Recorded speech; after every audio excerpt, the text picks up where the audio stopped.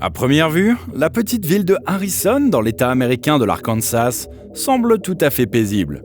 Cette ville de 13 000 habitants compte plusieurs musées et de nombreux espaces verts, et la campagne environnante est idéale pour faire du bateau, de la randonnée et même explorer une grotte mystique. Cependant, la ville cache en réalité un sombre secret. Harrison est officieusement reconnue comme la ville la plus raciste du monde. White power! White power! We do not protect our race and protect our people. They're gonna destroy. They're gonna kill us. Si vous voulez savoir ce qui se passe réellement à Harrison, restez à l'écoute ici sur Bon à savoir. Harrison est en fait une petite ville banale hors des sentiers battus, entourée de forêts, de montagnes et de rivières. Mais au cours du siècle dernier, Harrison a été à plusieurs reprises le théâtre d'émeutes raciales au cours desquelles les résidents noirs ont été gravement discriminés ou même maltraités par les Blancs, bien que la même chose se soit produite dans de nombreuses autres régions d'Amérique. Alors comment Harrison a-t-elle acquis cette réputation inhabituelle ? La ville n'a acquis cette réputation que récemment, lorsque le cinéaste américain Rob Bliss a osé faire des expériences à Harrison.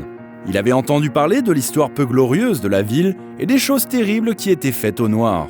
Pour savoir si tout cela appartenait vraiment au passé, ou si les habitants de Harrison étaient toujours aussi racistes, Rob Bliss s'est simplement placé sur le bord de la route avec une pancarte sur laquelle on pouvait lire « Black Lives Matter » et a filmé les réactions des passants. Si des millions de personnes à travers le pays se sont effectivement montrées solidaires du slogan Black Lives Matter, les réactions à la pancarte de Harrison ont été complètement différentes et la vidéo est immédiatement devenue virale. Regardez par vous-même.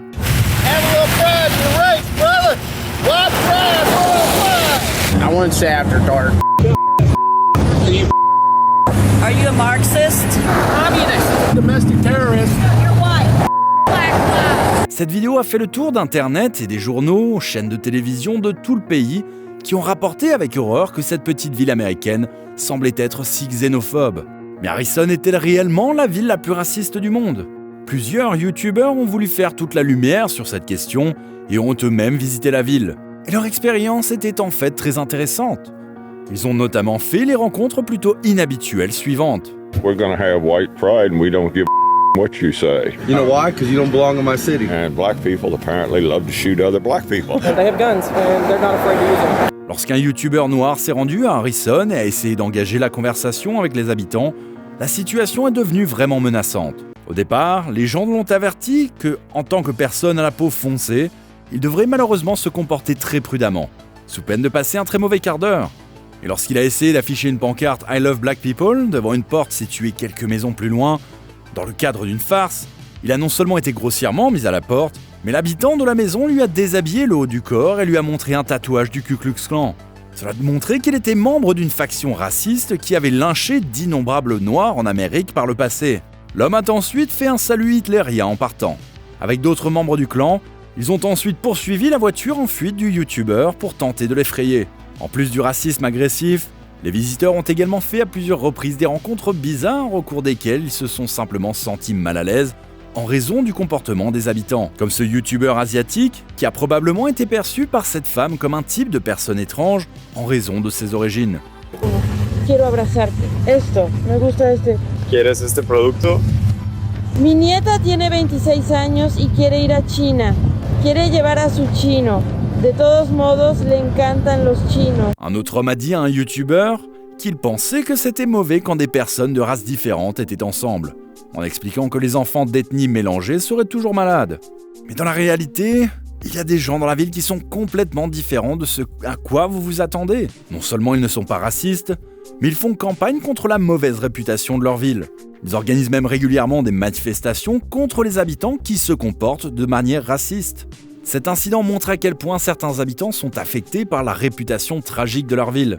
Alors qu'un youtubeur à la peau foncée se tenait devant un grand panneau d'affichage de la station de radio raciste White Pride Radio à l'entrée de la ville, une habitante s'est même arrêtée pour s'excuser personnellement auprès de lui pour ses concitoyens. Les larmes aux yeux, elle a précisé que tous les habitants de Harrison ne partagent pas ses opinions et que la majorité d'entre eux ont un grand cœur pour les personnes de toute couleur de peau.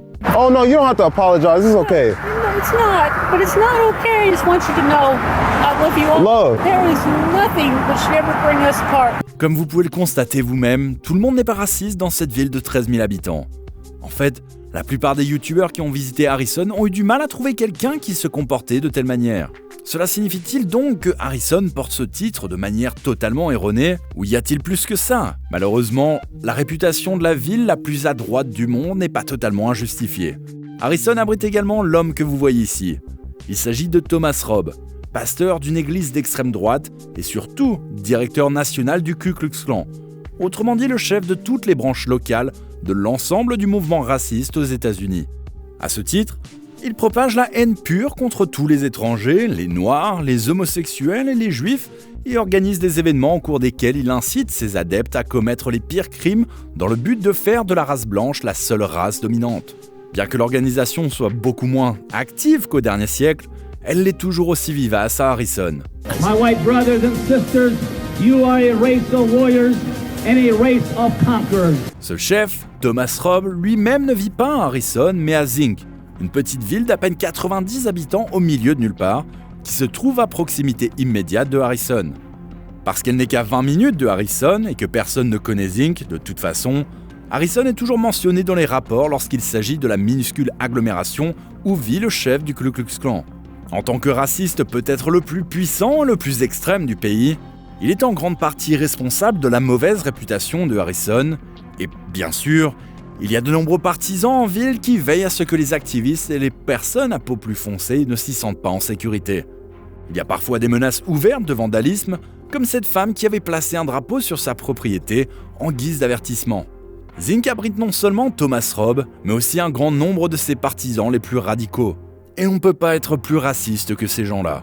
La colonie est non seulement considérée comme le siège du Ku Klux Klan, mais il y a aussi un camp d'entraînement pour les autoproclamés soldats de la croix, où les racistes de tout le pays sont formés à l'idéologie du clan. Les membres et les candidats y sont formés et avec des armes. Mais étrangement, les membres de l'organisation sont très ouverts et accordent même régulièrement des interviews à des youtubeurs dans lesquels ils expliquent leur point de vue. Pour ne pas nuire à leur organisation, ils permettent même à des youtubeurs, à la peau foncée, de les interviewer et de se présenter comme des modérés en faisant des blagues ou des compliments. Ils répondent même très prudemment et presque respectueusement aux questions concernant leur attitude envers les personnes à peau plus foncée. Même si les partisans du clan se présentent comme plus modérés lors des interviews, les faits eux-mêmes parlent un autre langage. I mean, I prefer being around white people. I'm sorry, that's the way it is, you know? No, but like I'm like a supporter of you, so including me. Like you prefer being around white people. I'll be your friend, but you're not going to come over to my house for a barbecue. Oh, you wouldn't invite me? No. Oh, fair enough, yeah. L'objectif de l'organisation est toujours l'extermination des personnes d'une couleur de peau ou d'une orientation sexuelle différente. À ce titre, ils ont même été désignés comme organisation terroriste par le gouvernement et tous leurs membres haut placés sont surveillés par les autorités de sécurité de l'État. Mais comme vous l'avez vu, le pouvoir du KKK se limite à une petite partie de la région, tandis qu'Harrison est un endroit relativement paisible, sans beaucoup de haine. Voilà, c'était notre vidéo sur la ville, possiblement la plus raciste au monde. Merci de nous avoir regardés, n'oubliez pas de liker, de partager, de vous abonner, et à la prochaine fois sur Bon à savoir.